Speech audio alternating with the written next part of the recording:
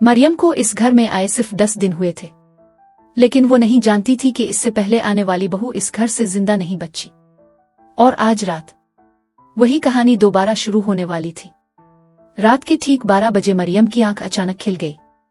कमरे में मुकम्मल खामोशी थी, लेकिन इसके कान में एक सरगोशी गूंजी।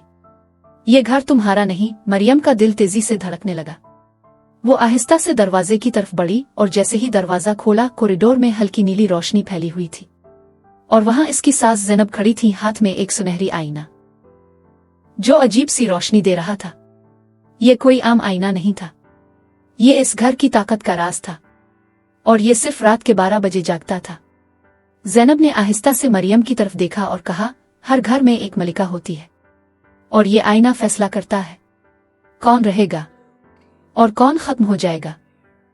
अगली सुबह सब कुछ नॉर्मल लग रहा था, लेकिन हकीकत में जंग शुरू हो चुकी थी। मरियम जब किचन में गई तो इसे लगा जैसे बर्तन खुद ब खुद हल रहे हैं। चाय का कप आहिस्ता से सरक गया और हुआ में जैसे कोई सरगोशी गूंजी। मलिका एक ही होती है। इसी दिन दोपहर को मोहल्ले की औरतें आईं।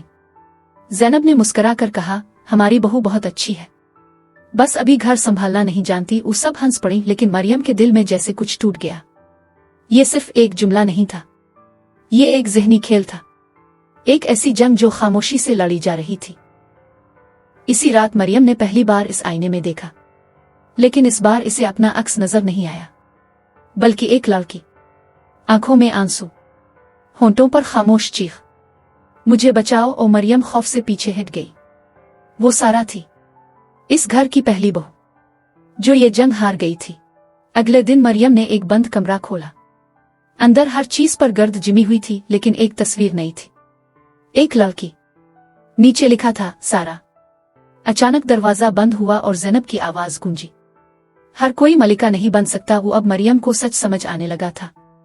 अगर वो ये खेल हार गई तो वो भी हमेशा के लिए इस घर में कैद हो जाएगी। अगले चंद दिनों में खेल और खतरनाक हो गया। कभी ज़ैनब बहुत प्यार से कहती, बेटी तुम थक गई हो, आराम कर लो, और अगले ही लम्हे कहती, ये काम तुमसे कभी नहीं होगा। अली भी आहिस्ता आहिस्ता मरियम से दूर होने लगा। मरियम को पहली बार लगा, शायद वाकई वो इस घर के काबिल नहीं। एक रात वो आईने के सामने खड़ी थी, आंखों में आंसू। शायद मैं हार जाऊं। इसी लम्हे आईने में सारा नजर आई। इसने आहिस्ता से कहा, मैं भी यही सोचती रही और उसी लिए हार गई। अगर तुम जीतना चाहती हो तो डरना छोड़ दो। वो अगली रात 12 बजे ज़ैनब ने कहा, आज फैसला होगा। ये आखिरी रात थी। आ तो मरियम जीतेगी, आ हमेशा के लिए खत्म हो जाएगी। आईना चमकने लगा, कमरा हिलने लगा, और इसमें मरियम के सब डर नजर आने लगे।